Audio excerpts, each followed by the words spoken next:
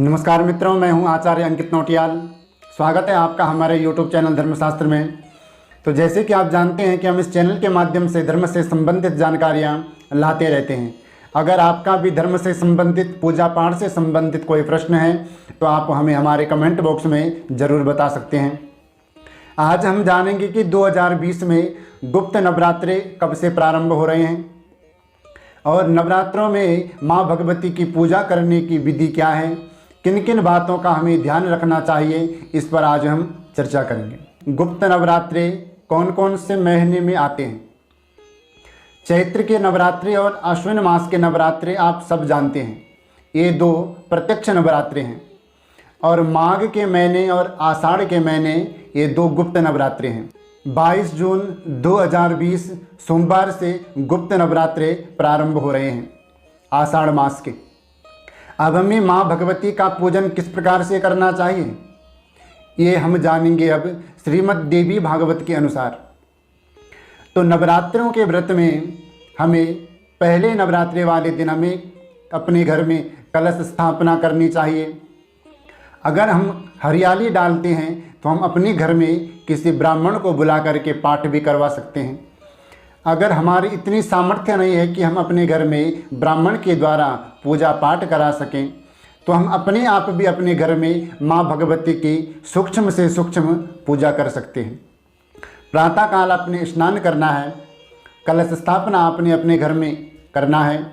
कलश स्थापना किस प्रकार से किया जाता है अपने आप अपने घर में, वो मैंने पहले एक वीडियो बनाई थी। इस वीडियो के नीचे उसका लिंक दे दिया गया है, आप उस वीडियो में जाकर देख सकते हैं।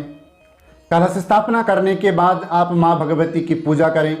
अगर आपके घर में माँ भगवती की अष्ट धातु की मूर्ति है तो आप माँ भगवती का पहले शुद्ध जल से स्नान करें, फिर दूध से, दही से, घी से, शक्कर से, पंचामृत से, इनसे अलग अलग स्नान करें। उसके बाद माँ भगवती को शुद्ध जल से फिर स्नान करें और माँ भगवती का सुंदर सा श्रृंगार करें।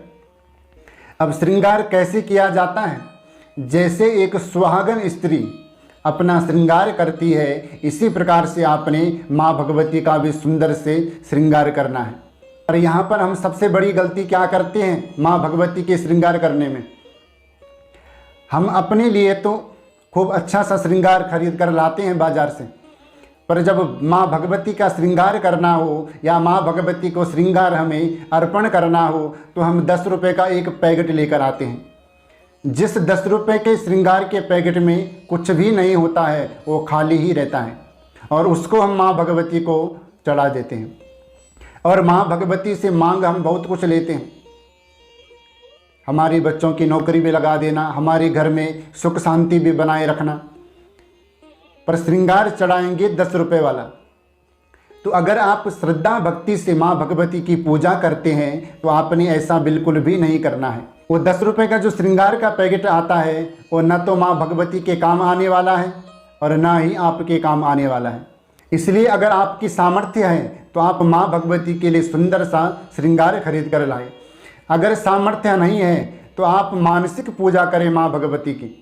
मन ही मन आप समझ लीजिए कि हमने माँ भगवती का श्रृंगार कर लिया। इस प्रकार से आप माँ भगवती का श्रृंगार करें। सबसे पहले भगवान श्री गणेश जी का पूजन करें, उसके बाद माँ भगवती का पूजन करें। और माँ भगवती के पूजन करने के बाद अगर आपको संस्कृत पढ़नी आती है तो दुर्गा सप्तशती का पाठ करें। अगर आपको संस्कृत पढ़नी नहीं आती है तो आप हिंदी में भी पाठ कर सकते हैं। और पाठ के अंत में सिद्धि कुंज का स्तोत्र जरूर पढ़ना चाहिए, क्योंकि वो संपूर्ण चंडी पाठ का फल उससे हमें प्राप्त होता है। उसके बाद आप दुर्गा चालीसा का भी पाठ कर सकते हैं और माँ भगवती की आरती करें, माँ भगवती को भोग लगाएं। संध्या काल में भी अर्थात शाम के समय भी आपको माँ भगवती की आरती करनी है और माँ भगवती को भोग लगाने के बाद जो प्रसाद होगा वो आपने सबको बांट देना है। जितने भी आपके परिवार वाले हैं या कोई बाहर से आपके घर में माँ भगवती की आरती करने के लिए आया है, उन सबको प्रसाद बांट देना है।